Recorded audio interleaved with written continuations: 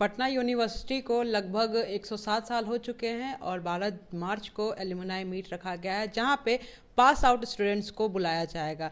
यहां से IAS IPS और आप कह सकते हैं जो हमारे मुख्यमंत्री हैं नीतीश कुमार वो भी पास आउट यहीं से हुए हैं। तो चलिए यहाँ पे जो प्रोफेसर डीन हैं इनसे हम बात करते हैं। डीन प्रोफेसर अनिल कुमार, इनसे बात करते हैं कि इस बार के जो एलुमनाई मीट है बहुत ही बड़े पैमाने में किया जा रहा है। कोरोना काल की वजह से ये बंद था और 2018 या 17 या 18 में एलुमनाई मीट किया गया था। उसके बाद अभी जहाँ पे कितने सारे स्टूडेंट्स आएंगे हम ये जानेंगे, साथ ही साथ पूछेंगे इनसे कि क्या कुछ खास रहेगा इस बार के एलुमनाई मीट में, साथ ही साथ कौन कौन आने वाले हैं। सर, क्या कुछ खास रहेगा इस बार एलुमनाई मीट में? देखिए, पहली बात ये कि अभी जो एलुमनाई मीट हो रहे हैं जी, इस एलुमनाई मीट में हम लोगों ने पूरे देश में मैसेज फ्लोट किया है कि आप पटना यूनिवर्सिटी एलुमनाई मीट कर रही है, आप इसमें आमंत्रित हैं, आप आवें। और इस आमंत्रण को हम लोगों ने आपके माध्यम से, मीडिया के माध्यम से अपने वेबसाइट पे और इस तरह से फ्लोट किया है। और हमारे जो भी स्टूडेंट्स यहाँ आते हैं मिलते हैं उनको भी हमने कहा है कि आप अपने दोस्तों को इसमें बुलाएं। तो इस तरह से हम लोगों ने एक मास फ्लैश किया है इनविटेशन, और राइटिंग में किसी को उस तरह से इनविटेशन कार्ड नहीं हम लोगों ने छपाया है, इसलिए कि हमारे पास उस तरह के डाटा नहीं है स्टूडेंट्स के कि कितने स्टूडेंट अब तक में पास आउट हैं, के डाटा नहीं है स्टूडेंट्स के कि कितने स्टूडेंट अब तक में पास आउट हैं और कौन कहाँ रह रहे हैं, ये आइडिया नहीं है। तो इसलिए आइडिया नहीं है कि इससे पहले कोई एलुमनाई मीट इस तरह का मास लेवल पे नहीं किया गया था, डिपार्टमेंट वाइज होते रहे हैं। और पिछले 17 में एक एलुमनाई मीट हुई थी छोटे स्तर पे पटना यूनिवर्सिटी की। लेकिन अभी जो हो रहा है ये बृहत स्केल पे किया जा रहा है और हम लोगों ने प्लान किया है कि हम अपने एलुमनाई को बुलावें यहाँ, और पटना विश्वविद्यालय आपके समय में कैसा था और आज कैसा है ये आप खुद अपनी नज़रों से देखें, और आप किस लेवल तक अपने अल्मा मीटर को मदद करने की स्थिति में हैं वो आप मदद करेंगे। इसलिए हम लोगों ने इस तरह की प्लानिंग की है। जी। तो सर, अच्छा बात करते हैं पटना यूनिवर्सिटी की, पटना विश्वविद्यालय की। तो जो फैसिलिटीज़ है, आपको लगता नहीं है कहीं ना कहीं जो पहले जो फैसिलिटीज़ दी जाती थी उससे अभी के टाइम में थोड़ी कम हुई है? फैसिलिटीज़ पहले जो हुआ करता था उसको मैं इस सेंस में देखता हूँ कि पहले जो पटना यूनिवर्सिटी था उसमें स्टूडेंट्स की संख्या बहुत कम थी जी, और उस समय जो इंफ्रास्ट्रक्चर था और जो स्टूडेंट का संख्या था उस हिसाब से इंफ्रास्ट्रक्चर बेहतर माना जाता था, इसलिए कि छात्रों की संख्या कम थी। लेकिन आज के तारीख में छात्रों की संख्या बहुत ज़्यादा है और उसके हिसाब से हमारे पास की संख्या बहुत कम थी जी, और उस समय जो इंफ्रास्ट्रक्चर था और जो स्टूडेंट का संख्या था उस हिसाब से इंफ्रास्ट्रक्चर बेहतर माना जाता था, इसलिए कि छात्रों की संख्या कम थी। लेकिन आज के तारीख में छात्रों की संख्या बहुत ज़्यादा है और उसके हिसाब से हमारे पास इंफ्रास्ट्रक्चर उस तरह के नहीं हैं। लेकिन अभी तत्काल हमारे जो कुलपति हैं, ये टेक्नोक्रेट कुलपति हैं, इन्होंने इंफ्रास्ट्रक्चर पे बहुत जोर दिया है और ये हम लोगों का अच्छा दिन है कि हम लोगों ने बिहार सरकार को प्लान करके अपना प्रोजेक्ट भेजा था और वो प्रोजेक्ट हमारा सैंक्शन भी हुआ और बिहार सरकार उसमें फंड रिलीज़ भी की है। अभी कुलपति के प्रयास से अभी हमारे पास एक एकेडमिक ब्लॉक G+9 और एक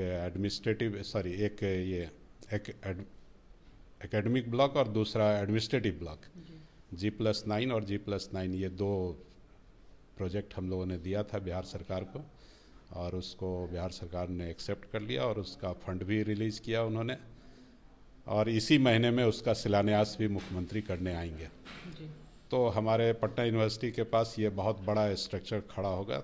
जो एडमिनिस्ट्रेटिव, जहां आप बैठी हैं, ये एडमिनिस्ट्रेटिव ब्लॉक है, तो हमें एक नया एडमिनिस्ट्रेटिव ब्लॉक मिलेगा G+9 का। और फिर हमारा जो दरभंगा हाउस में जो पीजी का कोर्स चलता है, एडमिनिस्ट्रेटिव ब्लॉक मिलेगा G+9 का। और फिर हमारा जो दरभंगा हाउस में जो पीजी का कोर्स चलता है उसके लिए हम G+9 एकेडमिक बिल्डिंग बनवा रहे हैं, तो वो दरभंगा हाउस में जितने भी सोशल साइंस और ह्यूमैनिटीज़ के डिपार्टमेंट चल रहे हैं वो सभी उसमें आ जाएंगे। इस तरह से दरभंगा हाउस फ्री हो जाएगा। और दरभंगा हाउस जब फ्री हो जाएगा तो हमारा वाणिज्य का जो वाणिज्य महाविद्यालय है उसको वो दरभंगा हाउस दे दिया जाएगा, इसलिए कि वाणिज्य महाविद्यालय के पास भी जगह की कमी है, तो वो हो जाएगा। फिर एक नया प्रोजेक्ट भी हम लोगों ने बनाया और वो दिया साइंस ब्लॉक बनाने के लिए। तो उसके लिए भी साइंस ब्लॉक बनाने के लिए, और लड़कियां पटना यूनिवर्सिटी में आज के तारीख में 60% लड़कियां पढ़ती हैं। तो ये 60% लड़कियां जो पढ़ रही हैं, इससे क्या हो रहा है कि लड़कियों को यहाँ रहने की व्यवस्था उतनी अच्छी नहीं थी, 2 ही 3 हॉस्टल हैं।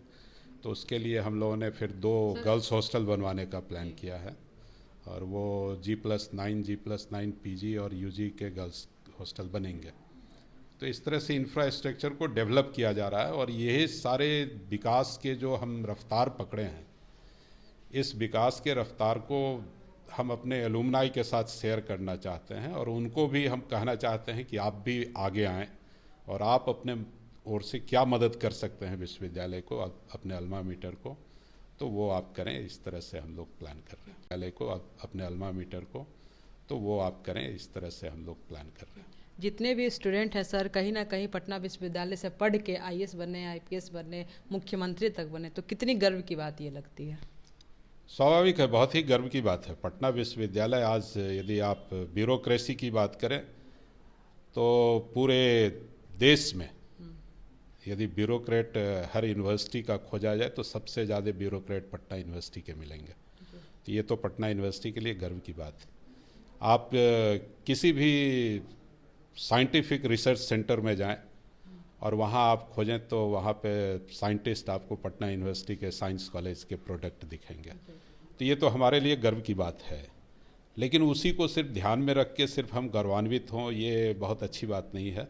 इसलिए हम लोगों ने नए जनरेशन को उस लायक बनाने के लिए प्रयासरत हैं। आगे वाले जनरेशन के लिए मतलब क्या मोटिवेशन आप देना चाहते हैं? तो हम लोग आगे वाले, इसीलिए हम लोगों ने यहाँ पे 2-3 चीज़ किया है। एक हमारा रिसर्च सेंटर बन रहा है पटना साइंस कॉलेज में, वो बन रहा है, लगभग कंप्लीट होने की स्थिति में है। तो रिसर्च के फील्ड को हम लोग ज़्यादा महत्व दे रहे हैं, और रिसर्च सेंटर इसलिए बनाया जा रहा है कि हमारे नए बच्चे नए नए रिसर्च में आगे आवें, और उनको हम यहाँ फैसिलिटी देंगे तभी वो अच्छा काम करेंगे और आगे देश के लिए भी अच्छा करेंगे। तो ये हम लोग व्यवस्था कर रहे हैं इस तरह का।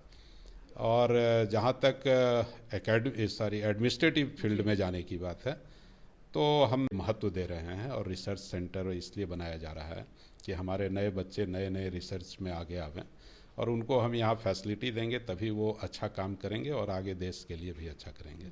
तो ये हम लोग व्यवस्था कर रहे हैं इस तरह का।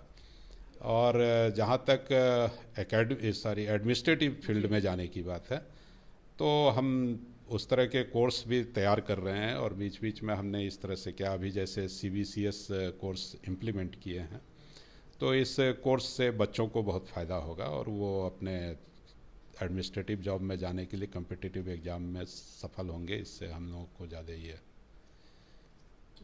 तो कहीं ना कहीं पटना यूनिवर्सिटी जो है हर सेक्टर में परचम लहराई है, कहीं ना कहीं बहुत बड़े मुकाम हासिल किया है, और जो आने वाले जो जनरेशन है वो भी यही चीज़ करे। इसी चीज़ को लेकर 12 तारीख को एलुमनाई मीट किया गया है, जहाँ पे जो पास आउट स्टूडेंट्स है वो आएंगे और अपने जो चीज़ अचीव किए हैं वो बात उसके बारे में वो बताएंगे। और कहीं ना कहीं ये बहुत ही बड़ा एलुमनाई मीट रहेगा, और साथ ही साथ जो फंड्स की बात कर ले या किसी भी चीज़ की बात कर ले पटना यूनिवर्सिटी को देने का, वो भी काम किया जाएगा। तो 12 तारीख को अब देखना है कितने स्टूडेंट्स और क्या कुछ होता है। बने रहिए कशिश न्यूज़ के साथ। मैं काजल सर्विस।